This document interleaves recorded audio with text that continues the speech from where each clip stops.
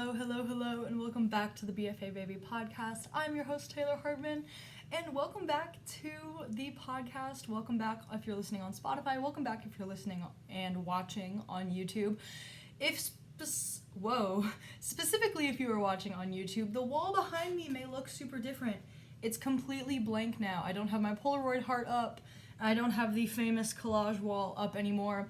That's because I'm moving out of my apartment for the summer. I am moving back home for the summer, and it was important to me that the podcast was all filmed in this room with this backdrop, at least the same corner of my room. But yeah, the last two episodes are not going to have the fun art on the walls, but never fear, we will come back for season 3, art back up on the wall, super exciting. But also exciting, this is the second to last episode of season 2. We've made it. Happy season 2, episode 19, and I just wanted to say that I'm super happy with the growth that this podcast has made. I'm super happy with, the interview format and how that kind of took off, and I am just super thrilled with the episodes that we have created for this season, and I cannot wait for season 3. Please shoot me an email, a DM, respond in the show notes, poll, anything, what you want to be seeing on season 3. I am so thrilled to get to planning on that. But yeah, so the room's a little bare behind me, but that is okay. We are still in the podcast. And as I'm filming this, it's May 5th, so happy finals week to me. When you're hearing this, I believe it will be September or October. So, yeah, it's not finals for you yet, but finals for me right now. And I would like to promote, I believe it's in season 1. I did an episode about what finals looks like as a dance major. And that's kind of an interesting topic and something that a lot of people have asked me about. So, yeah, if you're curious about what finals look like for a dance major, go check out that episode from season 1. But, yeah, so it's finals week. We're in season 2, and today I took my music final. I took a general education music class final, got a 96 on it. Go Bears. Got 100% on my ballet final. I had a costume final. Yeah, it's been really exciting. I have one more final next week on Wednesday. I am showing the dance film that I made, Caesar on a TV Screen, which is out now. It's on this YouTube channel. Go watch it, and you can also listen to the behind the scenes podcast episode that I made about it. But yeah, so I show my dance film final project, and then I'm also performing in one of my friend's finals. She did like a directing angle for her final, so that was really exciting. So I get to perform for a friend's final, which I'm really thrilled about. But yeah, so we have one more final on the books. We have 2 more podcast episodes. We're gonna knock this out. It's super gloomy outside, but the windows are open, so we have some natural light coming in. So I hope it's warmer where you're at. Well, I guess it'll be September, October when you're listening to this. So maybe not warmer, but hopefully less rainy. And a little less stressful than finals week, but very exciting. So today I wanted to talk about how I bring characters to life on stage when I'm acting versus when I'm dancing. I know that this is a very dance-heavy podcast, but I am also something of an actress. I love acting. I perform as much as I can. I really want to get more into it in the coming year, coming semesters, etc., etc. Yeah, so, and I kind of have a different approach to bringing characters to life, whether I'm acting or dancing. And I thought it would be an interesting thing to kind of talk about the similarities, the differences, how it changes, what my process kind of looks like in those rehearsals to bring someone alive. And this also comes on the heels of, I just had a callback for one of our main stage plays in the fall. So I just had a callback, so I kind of had to then delve back into that acting side of myself. And it was just all really interesting, and I, just finished our spring dance concert, so I was bringing some dance characters to life as well. And it's all just kind of coming into one big list episode. And I thought it'd be fun to talk about the differences between bringing and acting, like a theatrical character to life, and then a character when I'm dancing to life. So let me wheel back here and grab my phone. Phone is grabbed. I am taking notes. All right, so I want to start with acting because it is the most I would say, traditional thing. You know, bringing a character to life, you think like, oh, we're doing theater, you know, we're talking on stage. So I'll start with how I bring characters to life when I'm acting. So obviously, first and foremost, read the script. Like, it sounds so stupid, but read the whole script. And I like to read the script. For me, my personal like rule for myself is that I read the script twice. I read the script once just as a viewer to enjoy it as an audience member, and then I read it a second time with kind of my actor brain on, like ready to decode and, you know, kind of pick it apart, look deeper into it. And I do this because if I go right into it with that actor brain on, sometimes I don't have all the information if I haven't just enjoyed the play yet. So if I enjoy the play, you know, I'm able to see the whole story. You know, I read it with a clear mind, open mind.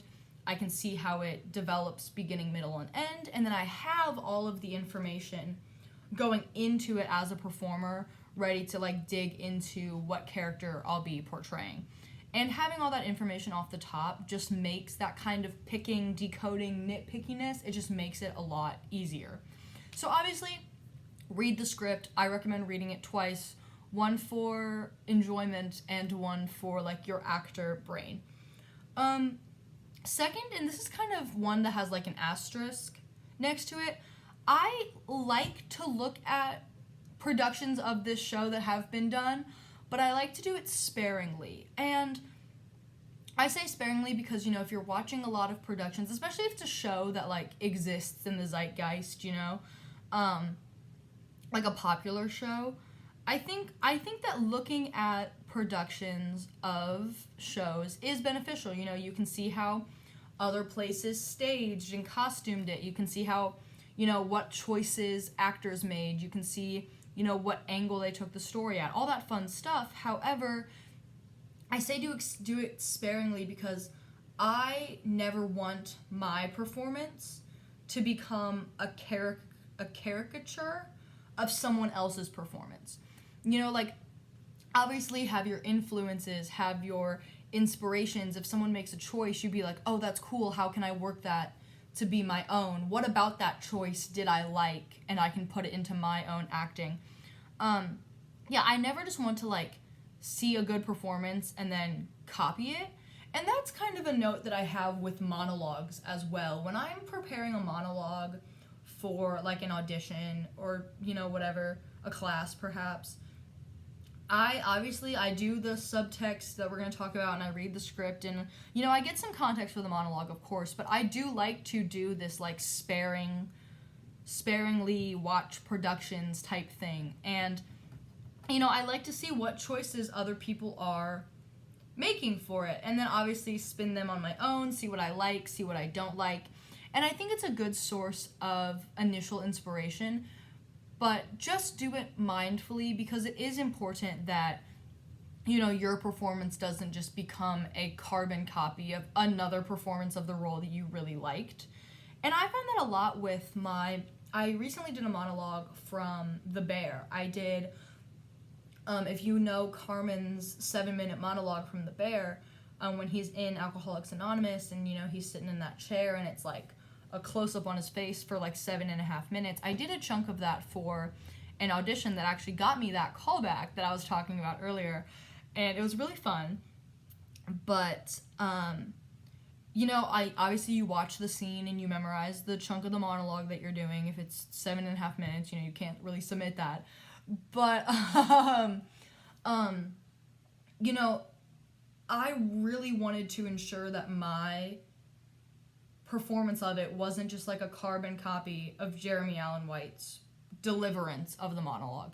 You know, like, I sat in a chair as well because I liked that it was like a very sitting environment. It's a sitting monologue, you know, so I sat in my monologue, but, you know, I had a different tone to my delivery. I had a different energy because I kind of tapped into, you know, how if I was playing Carmen, how I would play it. And obviously, you know, you take inspiration from the real life thing. You know, he was sitting, I was sitting. You know, I took some of the same pauses because I think that they were really impactful with giving the script, like how the script is written, how the story is written. But as an overall performance, I really, really worked to make it my own. And I worked to ensure that I wasn't just like being Jeremy Allen White being Carmen. I was being Carmen. My own interpretation of it is really important to me. So yeah, I would say I like to look at productions that have been done in the past, but obviously sparingly. Sparingly, gingerly, and for educational purposes, only looking at productions of the show that have already been done. So the next step that I take is, and honestly these steps can go in any order, but these are the steps that I wrote in my notes. Break really large monologues down. You know, if you're playing a lead, or, I mean, if you're really playing anyone and there's like large chunks of text where you're fully just monologuing, that's important.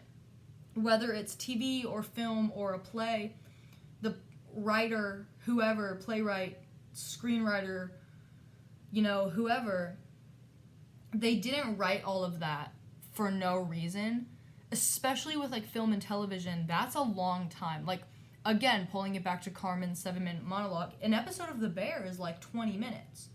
So to dedicate almost half of the episode to this monologue, like a still stagnant shot on a character's face, to dedicate nearly half of an episode to that, like, it has to be really important. And to dedicate a chunk of stage time or screen time or whatever to a monologue, a big chunk of text, that's really important. So I, start at those big chunks of text that I have to read, or like big conversations, like maybe it's a big argument scene or a big confession scene, or like the really emotionally heavy, huge chunks of text sections. Because now that you know the whole story, you've read the play potentially twice, you can start to kind of break down in these larger moments the characters' feelings, their reasonings, why they're reacting the way that they are in this moment. And it's important to me because when I'm bringing a character to life on stage, when I'm acting, I kind of like to work backwards. I work from the really emotionally high to like the everyday life type parts. Because I think if you start up here, you can then track back and start to see like when they started building. Because, and this goes for life, like real life as well, people don't go from 0 to 60 for no reason. There's been signs, there's been stair steps, there's been building blocks to get them to 60. And I think if you start at 60, you're able to then trace back like, oh, this is a sign, this is a sign, this was a step, this hurt them in this way, and later down the line caused this big monologue, or, whatever. Or, this was really impactful to them, which could then translate to something they say in the big monologue. So I kind of like to work backwards. I like to break really large monologues down and then kind of trace them back throughout the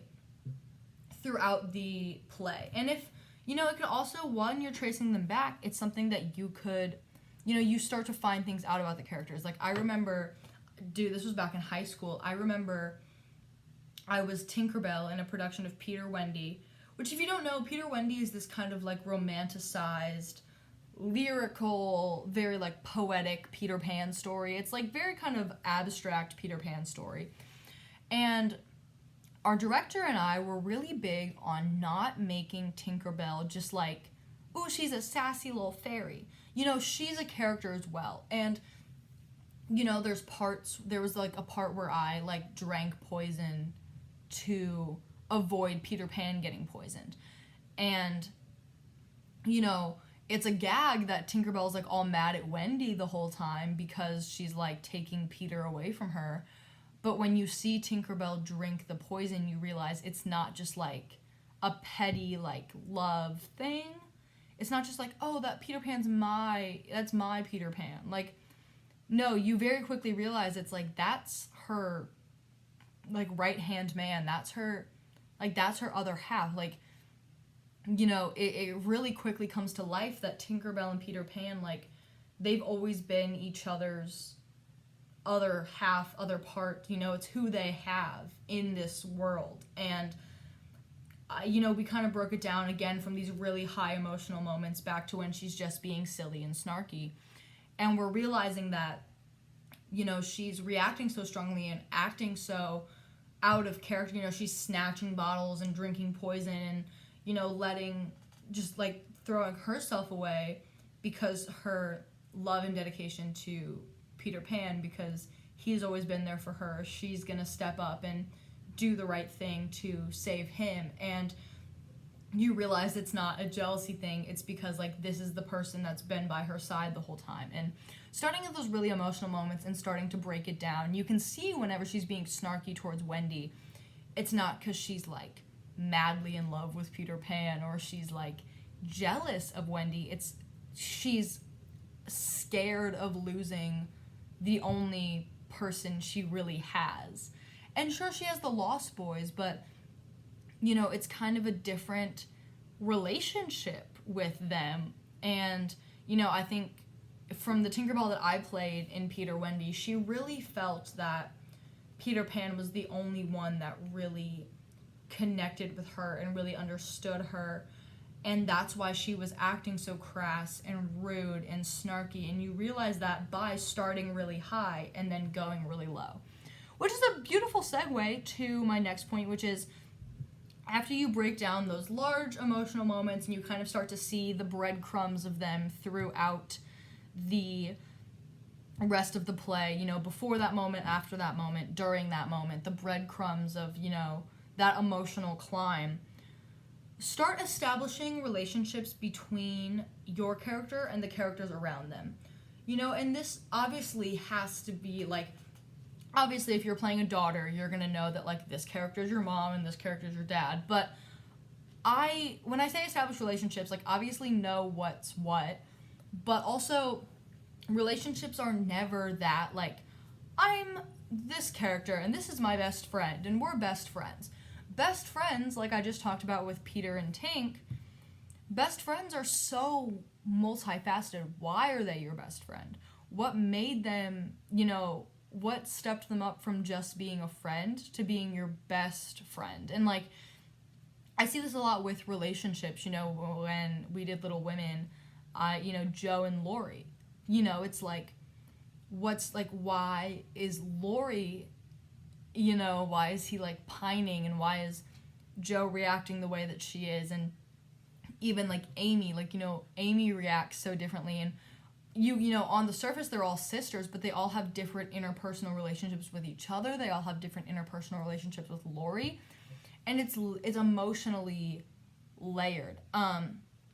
I did a one-act play my freshman year called I Know This For Sure, and my character Sarah, she's the main character, and it's all about this Sarah, and she goes to this boarding school, and she's like, my parents kind of left me here, and I have really bad grades and I don't feel like I'm good at anything.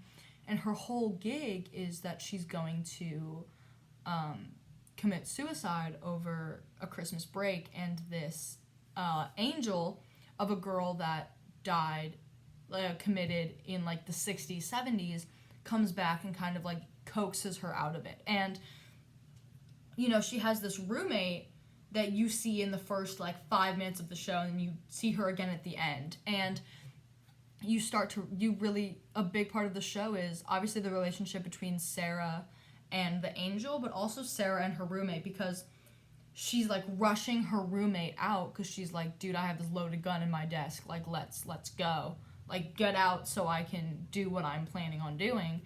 And then, when the angel comes, you start to realize that shift, and it's more than just, there obviously was a relationship with the roommate where before, she kind of fell into this depression, they were probably really close best friends. And, you can realize how Sarah's been feeling really shut off, but as well as the roommate, she's been kind of blindsided.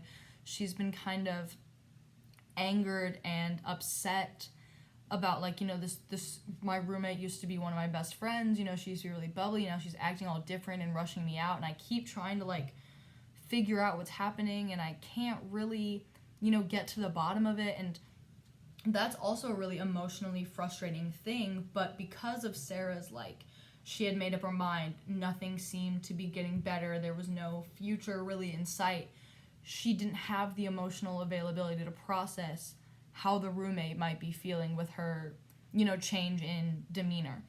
And establishing those, like, emotional ties, those emotional relationships is really critical to knowing your character and why they act the way they do around certain other characters, or why they don't act, you know, because there's always people, even in real life, there's people you're not fully yourself around, and your characters are going to have that too. So why is it like that around certain characters? When can they be themselves? You know, establishing those, like, emotional relationships is really critical. Something specifically that I do when I bring theatrical characters to life is I make them playlists. Music is a really transformative, I was gonna say genre, not genre, but, like, vehicle for me. You know, I'm big on making playlists. If you know me or you follow me on Apple Music, all of my playlists are, like, vibe specific. So songs that make me feel like a strong female lead in a movie, songs that, you know, remind me of, I have a playlist called Her Skin, His Bones, my book, you know, like, songs that, like, encapsulate and exist within the world of my book, songs that feel like those characters. I made one for Ask Her Again Tomorrow, songs that exist in that world. You know, I have a playlist that, you know, makes you feel like you're driving and it's a cool fall day and you have the windows down, it's just still warm enough to have the windows down, and, you know, songs that make you feel like you're traveling through the airport and you're going on a big adventure. Like, music for me is very transformative. So when I'm bringing characters to life, I like to consider what they're listening to. And obviously this changes with the time period of the show, with the genre.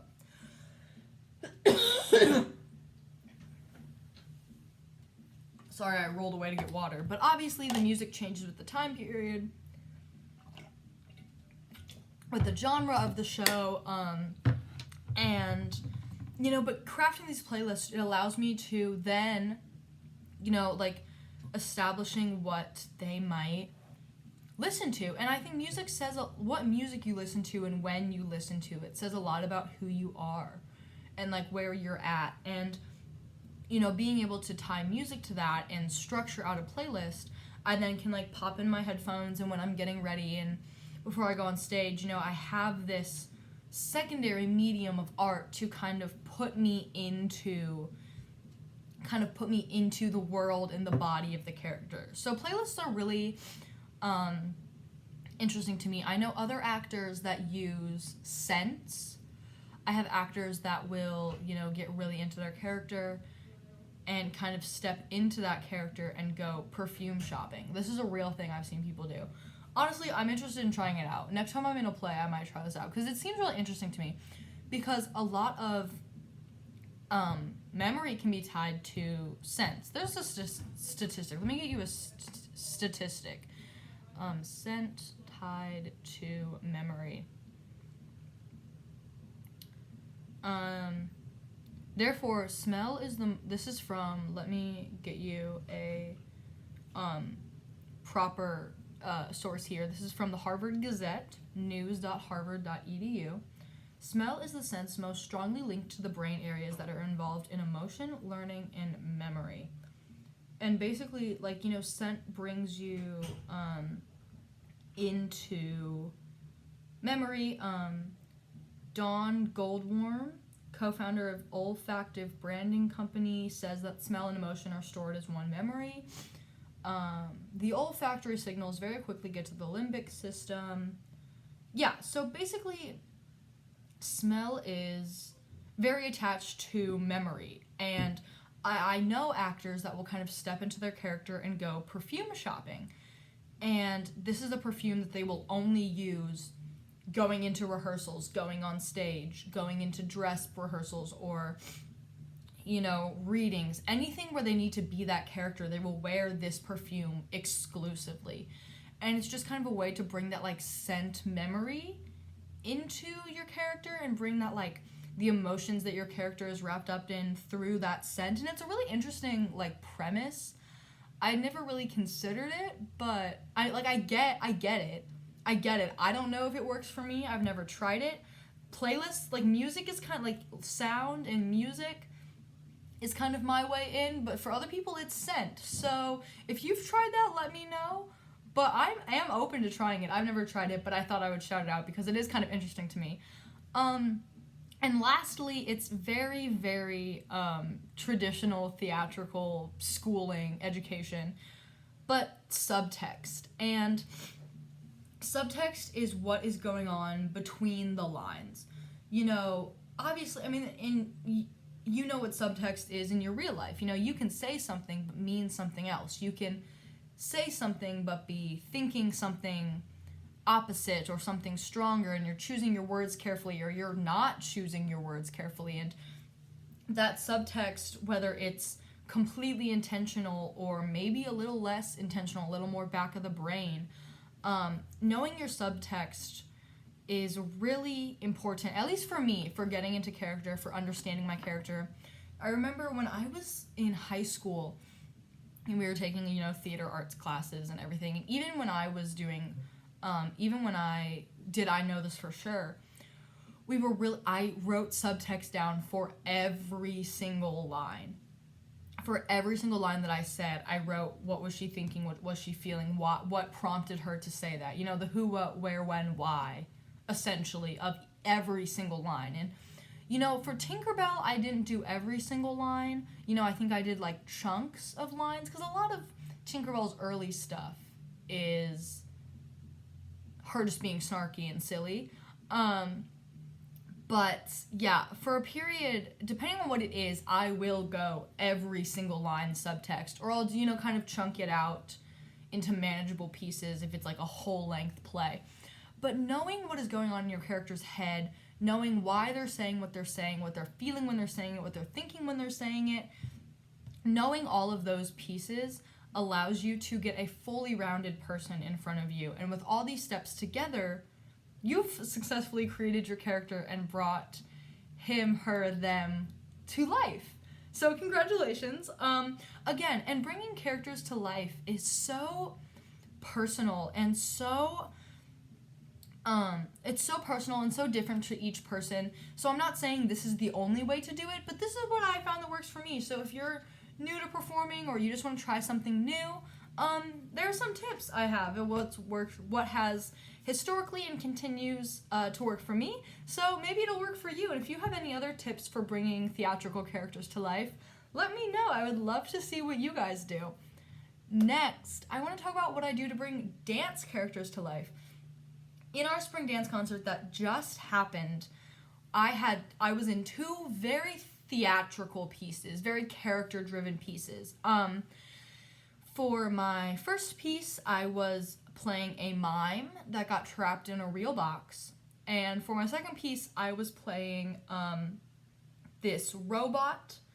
And in the tap piece where we were the robots, you know, we were these, you know, kind of perfect images in process, you know, so kind of like Rocky Horror, how, what's his name?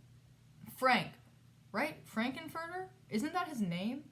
Anyways, how the main guy in Rocky Horror creates Rocky to be like the perfect man.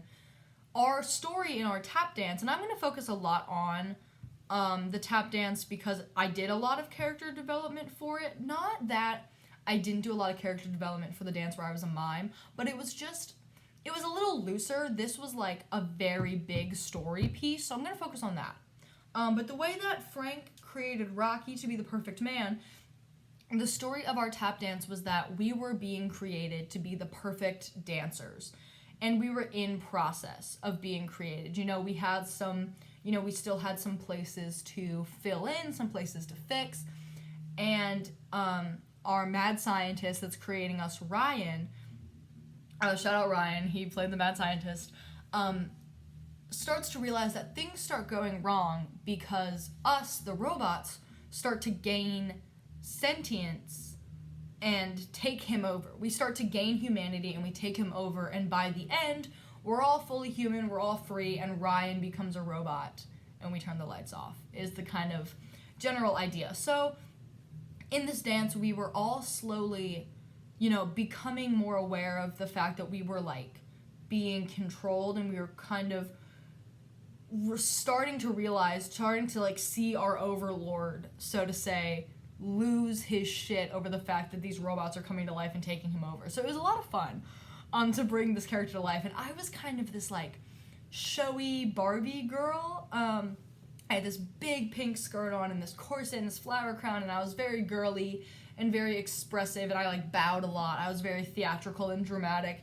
She wasn't too far from who I truly am, so she was really fun to kind of expand and bring to life. So bringing characters to life, for me personally, is kind of a different route, and I think, I was doing some thinking when I was planning this episode, and I think that it is such a different route for me because you're not talking. More likely than not, you're not talking. And I say that because in the mime dance, we were in fact talking. But for this tap dance that I'm going to focus on for these lessons, we didn't talk. And I think that it's harder to bring a character to life when you don't know how they verbally react in situations, because we are such a verbal society here in America. We speak our minds, and we have thoughts and feelings, and we say them. And, when you're dancing, it's all it's facially, it's in your body, there's less verbal. So there's less to kind of dig up. So you're kind of filling in gaps for yourself, which is honestly fun. It's a lot of fun, but it's also a little harder because you kind of have to, when you're bringing a character to life that's been written, it's like a buried treasure where you have the map and you just need to do the digging. When you're bringing a dance character to life, at least for me, it's fun, but sometimes it feels like connect the dots, where you're filling in spaces as you go, and you don't quite know where it's going to end up yet, but you know that everything is connected. That was a really construed analogy, but it's a little different, but still nonetheless fun, sometimes a little more challenging to bring a character to life when you're dancing. So my very first thing is talk to your choreographer. Obviously your choreographer has a vision for your characters and a vision for who you are and a vision for what you're doing. Obviously just get a really solid grasp on what your choreographer's vision is and what the story is. Because more likely than not, your choreographer will have a really strong story, and then they kind of teach the story to you to bring to life through your movement. So get a really good grasp on what your choreographer wants, and then you can kind of start to build that yourself into the world that they've created. And I kind of did that with Ask Her Again Tomorrow. I know I've talked about it a million times, but I had the world built. I had the characters roughly laid out. I had their relationships roughly laid out. And it was up to my dancers to kind of absorb that and further it. And as dancers, we take that story and the movement and we further the emotional connection to bring it to life. Next, again, establish your character relationships between one another. Obviously, with this it was a very theatrical dance. It had a lot of character. Obviously, we're coming to life and we're taking over this mad scientist. But for me, it was like, why are we taking him over? Do we not like that we are being held here? Do we think that we would have a better life for ourselves as humans? Where is that urge to rebel coming from for our characters? And then Claire, who was the one that initially, quote unquote, frees us, she's the one that takes the iPad and the lab coat, and she's the one that kind of leads the rebellion. Why is she the one that leads the rebellion? Has she been there the longest? Has she been sentient the longest? Has she been knowing the longest? And why do we respect her as a leader? And these are all kind of questions you have to figure out with your relationships between the characters. So know your relationships between each character on stage, even if you're not talking. Also, do we know that everyone else knows that? Like, do we know that each other exists? Is a good question. In both dances I did for the spring dance concert, we all knew that each other existed on stage with us. But then there are dances where, you know, your character might not really know or interact with the people around them. This also comes with talking to your choreographer because, you know, I've been doing this character work, and there was a part where we had these poses, and Ryan came around and was like, stop, like freaking out because his creation is like taking a massive turn. And, you know, I asked my choreographer, I was like, would you be okay if I like laugh, like kind of not feigned a laugh, but like a quiet, like a stage laugh? Would you be okay if I laughed out loud, quote unquote out loud, at Ryan at this part? Because, you know, he's looking right at me and he's like, stop. And I was telling her, and I was like, I think that my character thinks it's so funny that he's freaking out about it. Like, I think that she thinks it's really cute that he thinks he's going to be able to stop our rebellion. I think that he thinks it's really funny. And she was like, go after it. Like, bring it to life. So, again, obviously talk to your choreographer before you make any large choices. But yeah, no, like, I really strengthened that relationship between my character and Ryan's. And I was like, dude, she thinks it's so funny that he is losing his mind. Like, it's literally like 7-1. Like, it's so funny to me. Like, it was funny to my character. Like, I truly believe that she would find it funny. So every night on stage, I laughed. And I was like, ha ha ha, and I like pointed and I was like laughing. It was really sweet. But next is, and this, I guess this kind of goes for both acting and dancing, but I find it a lot more in my preparation when I'm preparing a role to dance. Establish your audience relationship. Do you know that you're on stage? And that sounds really heady, that sounds really kind of, you know, philosophical, you know, but do you know that you're on stage? Do you know that you're being watched? And maybe not that you're being watched, but are you inviting the audience into the world with you? Or are you purely just on stage? And for this one, we really did want the audience to be invited in. We did know that the audience was there, and we were kind of giving them like winks and nudges the whole time. So then, for example, when I was laughing at Ryan, I also pointed to the audience and I was like, don't you also think that this is funny? Like, don't you also think that it's funny that he's freaking out? Like, ha ha ha, I'm like also kind of like joining you guys in. But, you know, maybe if your character, you know, if the choreographer, if you as a character, whoever, has decided that that fourth wall is still up, you know, you are simply just in a room doing your thing, then I feel like your eyes will be different, your connection to the story will be different. Just establishing if you know that the audience is there or not. Which sounds really heady, it sounds really confusing and philosophical, but I promise when you're in it, when you're doing the character study, it will make sense. And they're usually, in my 16 years of dancing, there's usually a clear answer on if you know the audience is there or not. It's usually clear in your choreography, it's usually clear in your story. It's like for this one, this very theatrical kind of funny commentary piece, obviously we know the audience is there. We want the audience to be on our side. But sometimes you don't know that the audience is there, and that's okay, and it just serves a different storytelling purpose. So establish character relationships and establish your relationship to the audience. Next, setting.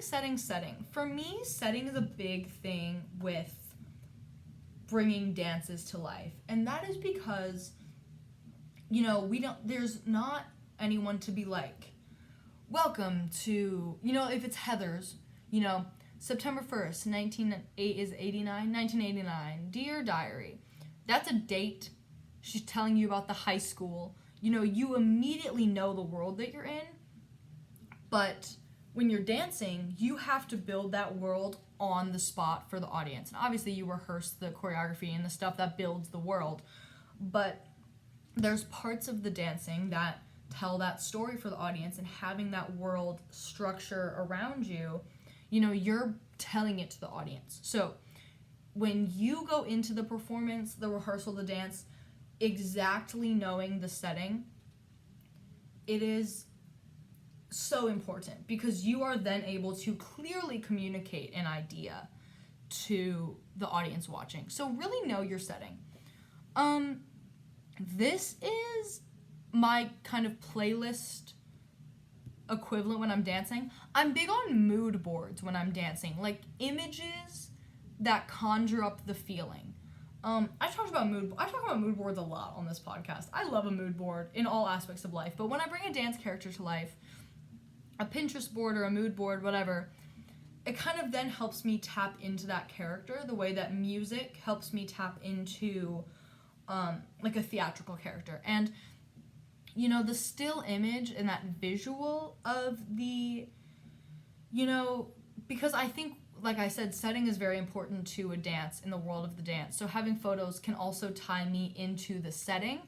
So photos about the setting and the characters and what they might wear, and, you know, kind of helps me jump into that world to then be able to share it with other people.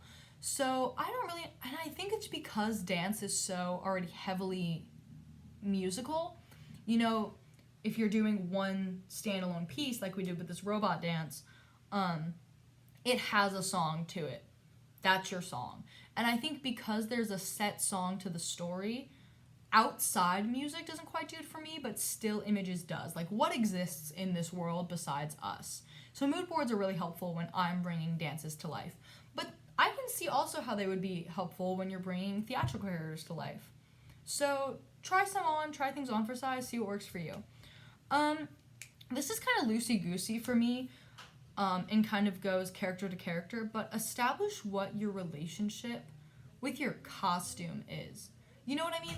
Like, for this tap piece, it was really very obvious that, like, we were in progress. You know, we had very, like, specific costumes on. Like, I was very girly. There was a ballerina. There was, like Peyton kind of had this, like, pirate thing going on. And, you know, it was very obvious that, like, we were trying on costumes. He was trying looks on us, seeing what he wanted for us. But then, like, on sometimes it's, like, why am I wearing this costume? And this kind of goes into my last tip for bringing a dancer character to life is, what does a day in their life look like outside of just this dance moment? You know, so if we're talking about my tap character, she probably changes costume all the time because Ryan's, like, putting on different parts and seeing what works for them and seeing what speaks to him, and she's probably not in this costume all the time. So for me, on stage, I was playing a lot with my costume. I was picking my skirt up and I was flinging it around, and I was, you know, really dramatic with my big sleeves. And I think it's like, 'cause for me, I went in knowing that she's not always in this outfit, you know. And for the mime dance, you know, there was, like, this really kind of, like, uncomfortable part, and we had to be kind of creepy and weird, and I got really scratchy about it. And because that is a costume within a costume, you know, my character in that dance is a mime for hire.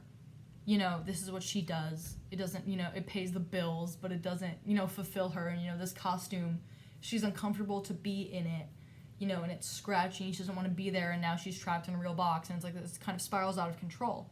So establish what they feel about their costume, and then what a day in their life looks like, because I think imagining what their world outside of that 4-minute snippet of a dance that you see, establishing that is critical, because that is sort of the subtext of your dancing.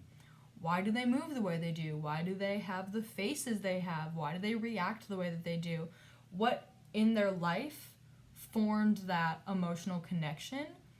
And, you know, for the robot dance, it's kind of a moot point, because before the snippet that you see with the dance, they're not sentient, they don't know.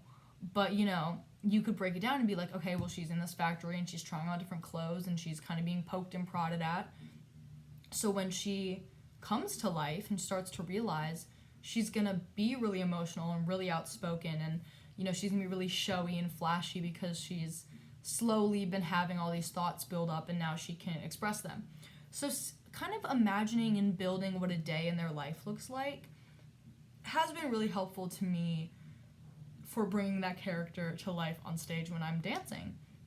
And again, try what you want on for size, see what works for you, see what doesn't. If you have any tips for bringing a character to life on stage for dance specifically, again, leave it in the show notes, leave a comment, a DM, whatever. I'd love to discuss it. But yeah, those are what work for me, both on stage and off, for bringing characters to life when I'm acting, when I'm dancing. And this was a really fun episode to film. It's a really fun conversation. I would love to hear what you do to get into character. I would love to hear what works for you, what doesn't, what your favorite part about getting into character is. Personally, my favorite part is getting into the costume. Like, even at fittings when it's still like a rough image, like, costume is such an important part of character for me, and I'm like, yes, this is like, it's so, clothes are so transformative, and I'm just like, yes, this is who they are. I love the costume part of getting into character. It's just so much fun. And I want to thank you for listening to this episode of the podcast. Next episode is our last episode of season 2, so thank you for sticking around for season 2. Again, if you want to follow the journey, as always, you can follow the podcast at BFA Baby Podcast on Instagram, or you can follow me at Tato's Ballet, periods between words. Leave a comment on the poll in the show notes, and please like and review the podcast. Apple Podcasts, Spotify, wherever you get your podcast. Your review means so much. Thank you for listening, and I'll see you in the next one. Merit and a kiss. Mwah.